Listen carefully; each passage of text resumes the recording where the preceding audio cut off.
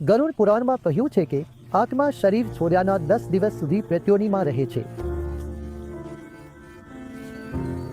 કારણ કે આ પરિવર્તન એટલું મોટું હોય છે કે આત્મા ખૂબ ગૂંચવાઈ જાય છે.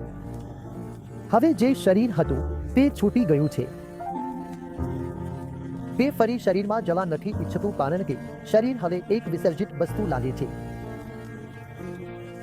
શરીર એવું નથી લાગતું કે જેમાં પાછું પ્રવેશ કરવાનું મન થાય, પરંતુ બીજી બાજુની આદત પર નથી. આને પ્રેત યોનિ કહેવાય છે. હવે તેઓ વચ્ચેની સ્થિતિમાં છે અને પછી થોડા સમયમાં તે આ વચ્ચેની સ્થિતિની આદત પાડી લે છે અને આગળ વધે છે. અહીં જ જ્ઞાન મદદરૂપ થાય છે.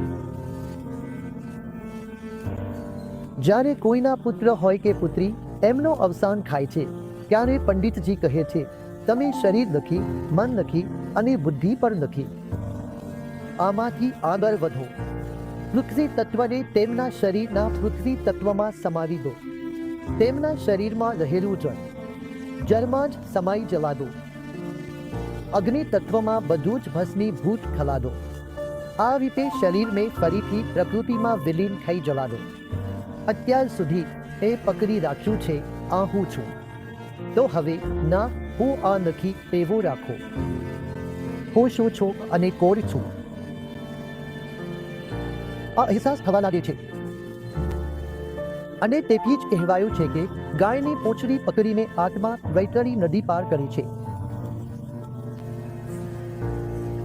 જ્ઞાનની પૂંછડી જો તમે થોડું પર જ્ઞાન પકડી રાખો છો તો તમે મહાસાગરો પર પાર કરી શકો. સમુદ્ર ભલે વિશાળ હોય, પણ એક નાનું લાઈફ જેકેટ પર તમને તરવા માટે પૂરતું છે. આ એ જ્ઞાન છે જે બાળકો તેમના મૃત માતા પિતાને આપે છે, જેને તર્પણ કહેવાય છે. તમે દુનિયામાં જે કંઈ જુઓ છો તે એક તલના દાણાની બરાબર છે. આ કંઈ નથી, એટલું ખાસ પર નથી. તલના દાણા જેવું છે. તમારી બધી ઈચ્છાઓ છોડો. જીવનમાં જે કંઈ અધૂરું મિશન હતું તે મને સોંપી દો.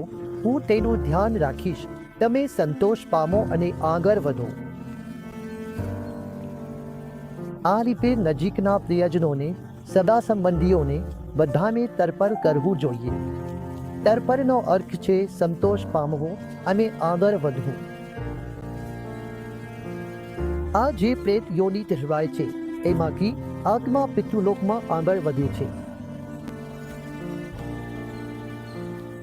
અને તમે તેઓને તમારા દાદા, દાદી અને તમારા પૂર્વજોની વંશ પરંપરામાં જોડી શકો છો. તેમને કહો કે તેઓ ક્યાં છે અને તમારી રાહ જોઈ રહ્યા છે. તેમણે તમને સ્વીકારી લીધા છે. આ જ શ્રાદ્ધનો અર્થ છે. આ કારણે તે એક ઉત્સવ છે. 10 દિવસ, 12 દિવસ, 13 દિવસ પછી આ વિધિઓ એ રીતે બનાવવામાં આવી છે કે હવે વધુ રડવું નહીં અને વધુ દુઃખ પર નહીં. હવેથી ફક્ત ઉત્સવ કરવાનો છે.